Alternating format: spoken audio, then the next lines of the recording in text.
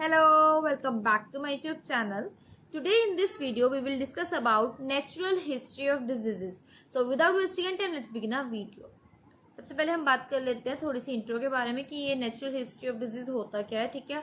So it refers to the progression and development of a disease over time from its initial cause और risk factors to its eventual resolution, chronicity और death. So क्या बोला गया है कि natural history of disease जो है वो रेफर किया गया प्रोग्रेशन, मतलब कैसे कैसे डिजीज प्रोग्रेस कर रही है, डेवलप कर रही है टाइम के साथ साथ, उसे रेफर किया गया नेचुरल हिस्ट्री ऑफ डिजीज, ठीक है. तो इसमें हम कैसे कंसीडर करते हैं, जो भी इनिशियल कोज था वहाँ से लेके जिसके रिस्क फैक्टर्स थे उनसे लेके इवेंचुअल रेजोल्यूशन की जो बीच में इवेंट के रेजोल्यूशन आई हैं वो, उसकी क्रॉनिसिटी और उसकी डेथ को इसके अंदर हम कंसीडर करते हैं, ठीक है. नेक्स्ट पॉइंट इसके अंदर आता है the process from occurrence of disease to disability, recovery और death without any intervention is known as natural history of disease. तो डेफिनेशन होगी है इसके अंदर ये बोला है कि एक प्रोसेस है जिसमें क्या हो रहा है कि अकरेंस ऑफ डिजीज की डिजीज की अकरेंस हो रही है और अक्कर होने से लेकर डिसेबिलिटी तक जो प्रोसेस चल रहा है वो है, जिसके अंदर रिकवरी भी आती है, डेथ भी आती है. और डेथ कब होएगी, डेथ तब होएगी जब हम कोई इंटरवेंशन नहीं लेते हैं, ठीक है. सो ये क्या होता है, हमारा नेचुरल हिस्ट्री ऑफ डिजीज होता है. नेक्स्ट पॉइंट हमारे पास आता है the natural history of disease is sometimes set to start at the moment of exposure to casual agents. इसमें ये बोलेगा कि नेचुरल हिस्ट्री तब स्टार्ट करते हैं हम कभी कभी कि जब हमारा जो एक्सपोजर वाला मोमेंट है वहाँ से लेके कैजुअल एजेंट्स तक, कि जो एजेंट्स थे उन तक हो जाए, ठीक है. तो इसका एक फ्लो चार्ट है छोटा सा. एक्सपोजर है, एक्सपोज हो गए हैं हम माइक्रोब से, वो होस्ट के अंदर एंटर कर गए हैं, उनके एंटर होने के बाद वो मल्टीप्लाई कर रहे हैं होस्ट की बॉडी में, वहाँ से वो डिजीज कॉज कर रहे हैं. फिर हमारा जो ट्रीटमेंट इंटरवेंशन हम ले रहे हैं वो डिसाइड करेगा कि वो कहाँ जाएगा, रिकवरी पे जाएगा, डिसेबिलिटी पे जाएगा या डेथ पे जाएगा, ठीक है. सो ये फ्लो चार्ट के थ्रू जो मैंने आपको 3 पॉइंट्स बताए हैं वो आपको क्लियर हो गए होंगे, ठीक है. अब हम बात करते हैं the natural history of disease typically consist of several stages. किसके अंदर बहुत सारे सेवरल स्टेजेस आते हैं, वन बाय वन हम डिस्कस करेंगे ब्रीफली, ठीक है. सबसे पहले हमारे पास आता है ससेप्टेबिलिटी स्टेज. तो इसके अंदर क्या है, it involves presence of risk factors that increase likelihood of developing a disease. So इसके अंदर क्या होता है कि रिस्क फैक्टर्स की प्रेजेंस कंसीडर की जाती है, जिसके कारण क्या होता है कि इन फ्यूचर जो उसकी डिजीज डेवलप करने के चांसेस होते हैं वो इंक्रीज कर जाते हैं, ठीक है. सो रिस्क फैक्टर्स कैन भी, कौन कौन से रिस्क फैक्टर्स हो सकते हैं, genetic, environmental, behavioural, combination of factors की, कुछ भी कॉम्बिनेशन ऑफ फैक्टर्स भी हो सकते हैं, इन्वायरमेंट के कारण भी हो सकता है, जेनेटिक्स के कारण भी हो सकता है, बिहेवियर के कारण भी हो सकता है, ठीक है. फॉर एग्जाम्पल आ गया family history of heart disease, किसी की फैमिली है उसको मतलब हार्ट डिजीज रह चुकी है तो उसका रिस्क फैक्टर है कि उसको भी हार्ट डिजीज हो सकती है, ठीक है. स्मोकिंग हो गया, ठीक है, ओबेसिटी हो गया, ये सारे क्या है, ये कार्डियोवास्कुलर डिजीजेस के रिस्क फैक्टर्स हैं. नेक्स्ट हम बात करते हैं, नेक्स्ट स्टेज हमारे पास आती है प्री क्लिनिकल स्टेज, ठीक है. So it is also known as subclinical stage, इसे हम सब क्लिनिकल स्टेज भी कहते हैं, ठीक है. इसके बाद इसमें लिखा हुआ है कि this stage the disease is present but may not yet cause noticeable symptoms और signs.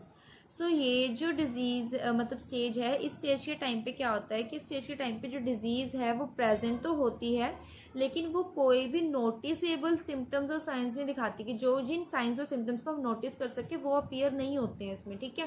So the disease may be detected through diagnostic test और स्क्रीनिंग. सो कह देते हैं ना कि पर्सन जैसे ईयरली अपना डेली हेल्थ चेकअप पे गया है, उसने अपने बॉडी टेस्ट करवाए हैं और वहाँ पे कहीं पे डायग्नोज हो गया किसी टेस्ट के थ्रू या स्क्रीनिंग के थ्रू, तो उसी के थ्रू हमें इसमें पता चलता है ये प्री क्लिनिकल स्टेज होती है. For example early stage cancer और हाइपरटेंशन के बारे में अगर हमें पता चल जाए, early stage hypertension, early stage cancer के बारे में, सो वो प्री क्लिनिकल स्टेज के अंदर आएगा, ठीक है. नेक्स्ट हमारे पास आती है स्टेज क्लिनिकल स्टेज. इसके अंदर क्या होता है, the disease has progress to the point where symptoms and signs become evident and can be diagnose clinically. तो इसके अंदर यही चीज़ बोली गई है कि स्टेज के अंदर क्या होता है कि जो डिजीज है वो प्रोग्रेस कर चुकी है इस पॉइंट तक कि जो भी उसके सिम्टम्स साइंस हमें देखने को इसमें मिल रहे हैं, मतलब एविडेंट है, वो वहाँ पे प्रेजेंट है एज ए एविडेंस, ठीक है, और वो क्लिनिकली डायग्नोज हो सकते हैं. इसके अंदर फॉर एग्जाम्पल जैसे कि फीवर हो गया, ठीक है, कफ हो गया, शॉर्टनेस ऑफ ब्रीथ हो गया, निमोनिया हो गया, चेस्ट निमोनिया ऑफ चेस्ट हो गया, ठीक है, चेस्ट पेन हो गया. तो ये सारी चीज़ें क्या थी, ये एग्जांपल्स थे कि एक क्लिनिकल स्टेज है जिसके अंदर हमें साइन एंड सिम्टम्स उसके क्या हो रहे हैं, अपीयर हो रहे हैं, ठीक है.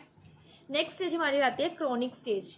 क्रॉनिक स्टेज के अंदर क्या है, if not effectively treated some diseases enter a chronic phase characterised by persistent symptoms and a prolong course. क्या बोला गया कि अगर हम इसको अच्छे से इफेक्टिवली ट्रीट नहीं करते हैं, ठीक है, तो जो ये डिजीजेज है, कुछ डिजीजेज ऐसी होते हैं जो क्रॉनिक फेज में चली जाती है, ठीक है, उसे हम करेक्टराइज कैसे करते हैं कि इसमें बहुत लंबे टाइम से कुछ सिम्टम्स हमें देखने को मिलते हैं जो कि एक बहुत लंबा कोर्स आगे, मतलब कहते हैं ना प्रोलॉन्ग कोर्स रहता है उस सिम्टम्स को, तो वो इसके अंदर कंसीडर करते हैं। मोस्टली मोर देन 6 मंथ्स ही होते हैं क्रॉनिक पीरियड, ठीक है। Chronic disease often require long term management and care. अगर किसी को कोई क्रॉनिक डिजीज है तो वो उसे क्या होता है, उसे लॉन्ग टर्म मैनेजमेंट और केयर रिक्वायर्ड होती है, ठीक है। इसके अंदर कंडीशंस आ जाती है जैसे कि डायबिटीज़ हो गया, ठीक है, COPD हो गया, कहते हैं ना कोरोनरी ऑब्स्ट्रक्टिव पल्मोनरी डिजीज़, ठीक है, रूमेटॉइड अर्थराइटिस हो गया, तो ये सारी क्या है, ये इस कैटेगरी के अंदर आती है। नेक्स्ट स्टेज हमारी आती है रिकवरी, डिसेबिलिटी और डेथ, ठीक है। सो इस स्टेज के अंदर क्या है, the natural history of a disease can involve different outcomes. तो इसके अंदर क्या होता है कि जो नेचुरल हिस्ट्री है वो अलग अलग आउटकम्स को इन्वॉल्व करती है।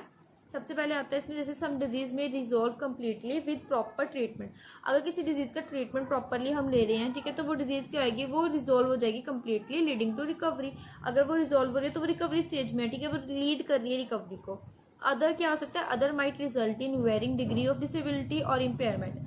अगर उसको हम अच्छे से प्रॉपरली रिजॉल्व नहीं कर पा रहे हैं तो वो क्या होता है, वो हो सकता है कुछ पार्ट्स हमारे या किसी डिग्री ऑफ डिसेबिलिटी में वो आगे चली जाए, मतलब कोई इम्पेयरमेंट हमारी बॉडी के अंदर परमानेंटली आ जाए, ठीक है। और इन केस अगर हमने उस डिजीज़ को इफेक्टिवली ट्रीट ही नहीं किया, मैनेज ही नहीं किया, तो वो कहाँ तक प्रोग्रेस कर जाएगी, वो एक सीवियर स्टेट तक प्रोग्रेस कर जाएगी, जहाँ पे क्या आएगा कि वो डेथ जो है, डेथ को लीड कर सकती है, ठीक है। नेक्स्ट स्टेज हमारी इसके अंदर आती है रिहैबिलिटेशन एंड कॉम्प्लिकेशंस। इसके अंदर क्या है कि इन केसेस ऑफ रिकवरी और partial recovery patient might need rehabilitation to regain full functionality. तो इसके अंदर यही है कि ये क्या है, केस है जिसके अंदर क्या हो रहा है, रिकवरी हो रही है पेशेंट की, या तो फुली रिकवर कर रहा है वो या पार्शियली रिकवरी कर रहा है। तो इस टाइम पे जो पेशेंट है उसे रिहैबिलिटेशन की ज़रूरत होती है ताकि वो फुल फंक्शंस जो उसकी बॉडी के वो रीगेन कर सके। तो इसके अंदर हम उस पेशेंट को क्या कर रहे हैं, रिहैब करवा रहे हैं, ठीक है। Some diseases can lead to complications that arise from the disease itself or its treatment. These complications can impact the overall course of disease. अब कुछ डिजीज ऐसे होते हैं कि हम किसी पेशेंट को ट्रीटमेंट दे रहे हैं, ठीक है, उस ट्रीटमेंट के टाइम पे कुछ कॉम्प्लिकेशंस उस पेशेंट के अंदर आ गई, जिसके कारण क्या होता है कि वो उस ट्रीटमेंट को, ठीक है, उस डिजीज़ के ऊपर, उस कोर्स के ऊपर मतलब अफेक्ट कर देता है, उससे इम्पैक्ट डाल देता है उसके ऊपर, ठीक है, वो उसका जो रिजल्ट हमें चाहिए होता है वो रिजल्ट नहीं आता। फिर लास्ट स्टेज हमारे पास आते हैं लॉन्ग टर्म मैनेजमेंट।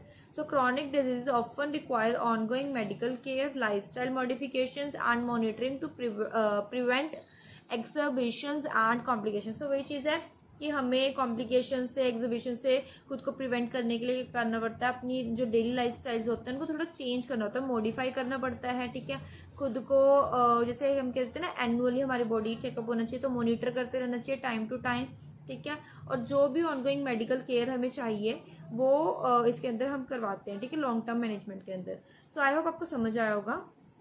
हमने इसके अंदर पढ़ा नेचुरल हिस्ट्री ऑफ डिजीज़, जिसके अंदर हमने एक डेफिनेशन देखी, ठीक है। फिर हमने एक फ्लो चार्ट की बात की कि जैसे हमारा एक्सपोज हुआ है, फिर होस्ट के अंदर आ रहा है, वहाँ पे मल्टीप्लाई करके डिजीज़ कोज हो रही है, फिर डिजीज़ के ट्रीटमेंट के बाद हमें पता चलता है कि वो रिकवर होएगी, डिसेबल पे जाएगी या डेथ हो जाएगा।